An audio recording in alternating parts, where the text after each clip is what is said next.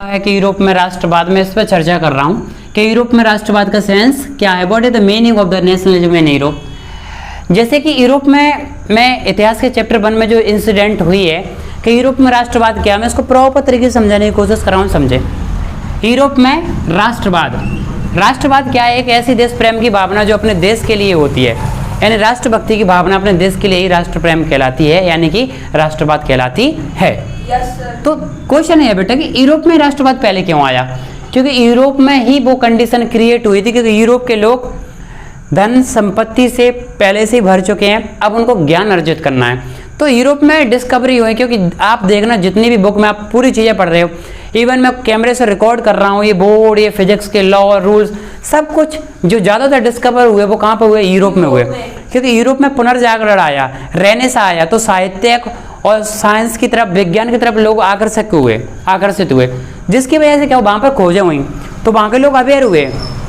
उन्होंने समझा कि भाई ये सिस्टम क्या है, राजतंत्र और लोकतंत्र में डिफरेंस क्या है, ऐसी कई चीज़ें उन्होंने बदलाव लाए, और यही इसलिए यूरोप में शुरुआत होती है राष्ट्रवाद की। और कहाँ से होती है? 1789 में फ्रांस की क्रांति से। तो देखिए ये 7 महाद्वीप हैं, इन 7 महाद्वीप में Africa, Asia, Europe, Antarctica, Australia और उत्तर अमेरिका, दक्षिण अमेरिका में से हम यूरोप महाद्वीप की बात कर रहे हैं। ये यूरोप महाद्वीप है, इस कॉन्टिनेंट में ये फ्रांस रहा, ये जर्मनी रहा, ये इटली रहा और ये ब्रिटेन रहा।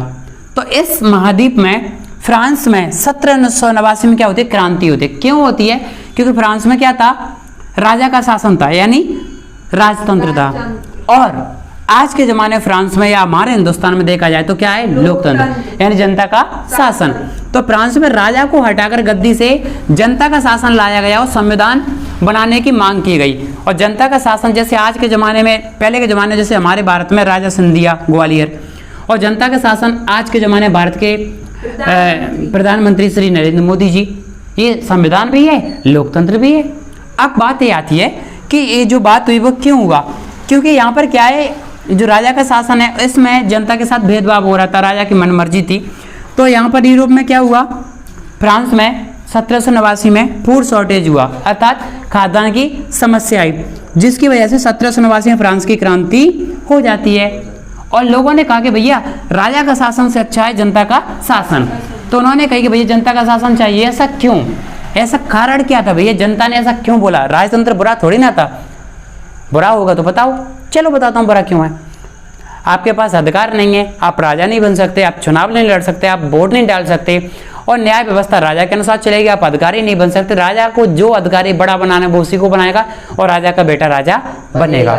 ऐसी कई चीजें हैं जो राजतंत्र में है, लेकिन लोकतंत्र में ऐसी चीजें नहीं है। आज नरेंद्र मोदी मध्यम वर्ग के व्यक्ति हैं और प्रधानमंत्री बन गए।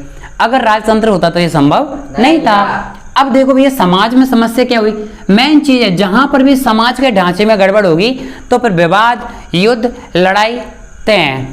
तो समाज 3 भागों में, एक पहले वर्ग को, फर्स्ट स्टेट को बोला गया क्लर्जी, यानी चर्च में जो सेवा देते हैं, जैसे पुजारी पूजा करता है ऐसे ही फादर होता है चर्च में जो पुजारी होते हैं, क्लर्जी यानी पादरी।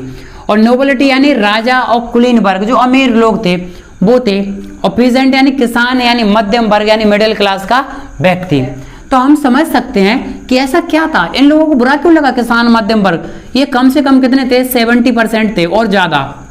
लेकिन इनके पास ना तो जमीन है, ना ही एक तो जमीन नहीं है, अधिकार नहीं है, और इनको टैक्स भी देना पड़ रहा है।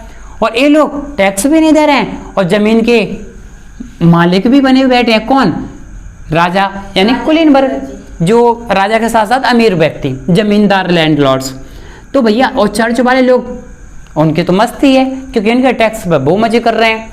तब जनता को लगा यार हमारे साथ ऐसा क्यों? जब यहाँ पर मध्यम वर्ग के व्यक्ति पढ़ने लिखने लगे, कभी लेखक, पोएट, विचारक, फिलोसफर, दार्शनिक वगैरह, इन्होंने कहा भाई ये तो गलत है, हम इसके खिलाफ क्रांति करेंगे। तब उन्होंने, मध्यम वर्ग ने, उदारवादी लिबरल लोगों ने क्या किया? एक वर्ग बनाया, और 2 तरह के वर्ग पनपे। एक थे रूढ़िवादी, यानी पुराने जमाने की परंपरा को मानने वाले रूढ़िवादी, और एक थे कौन? उदारवादी।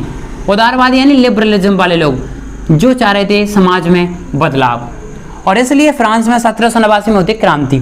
अच्छा, फ्रांस में क्रांति क्यों हुई? तो फ्रांस के इतिहास को समझते हैं। 1774 में फ्रांस में क्या होता है? लुई 16 राजा बनता है, 1776 में रसिया और यूके वॉर लड़ता है। 1789 में डेट यहाँ बता देता हूँ जिससे आपको समझ में आए। 1774 में राजा बना, 76 में लड़ाई लड़ी रसिया यूके, 1789 में फ्रांस की क्रांति, 1791 में संविधान बनता है जैकोबिन क्लब की मदद से, 1793 में जैकोबिन क्लब के प्रमुख व्यक्ति मैक्सिमिलियन और राजा को गिलोटाइन कर दिया गया, मार दिया जाता है। और 1799 में नेपोलियन की एंट्री होती है फ्रांस में। 1804 में नेपोलियन का सिविल कोड आता है और 1815 वाटरलू के मैदान में नेपोलियन को हरा दिया जाता है। ये घटना तो फ्रांस के इतिहास की है। और यहाँ से फ्रांस पूरी दुनिया का पहला ऐसा देश बन गया जिसने नेशनलिज्म यानी राष्ट्रवाद का पाठ पूरी दुनिया को सिखाया, बताया कि राष्ट्रवाद क्या है, देश की परिकल्पना कैसे है। फिर आगे चल के अच्छा 1789 में क्या हुआ, फ्रांस एक देश बन गया प्रॉपर राष्ट्रवाद।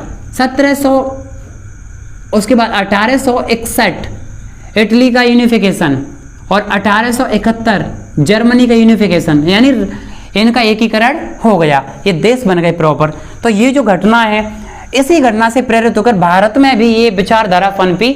जो भारत के पढ़े लिखे लोग जब विदेशों में पढ़ने गए तो उन्होंने इन किताबों को पढ़ा, समझा, तब समझ में आया राष्ट्रवाद भी कोई चीज़ है। तब भारत में भी ये मांग की गई। हालांकि भारत के महान विचारकों ने पहले ही राष्ट्रवाद की परिकल्पना पेश कर दी थी कि राष्ट्रवाद भी कोई चीज़ होती है, क्योंकि पूरी दुनिया को वसुधैव कुटुंबकम और राज्य का जो सिद्धांत सिखाया वो हमारे हिंदुस्तान ने सिखाया है। तो हमारे अंदर ये पहले से ही चीज़ें थी, लेकिन बस एक इस भावना को प्रॉपर तरीके से जो वेरीफाई किया वो फ्रांस ने किया, क्योंकि हमारा देश बाद में आज़ाद हुआ। क्योंकि उस समय पर जब फ्रांस एक देश बना तब हम अंग्रेजों के गुलाम थे। बाकी इस टॉपिक को कवर करते आगे हम पढ़ते रहेंगे।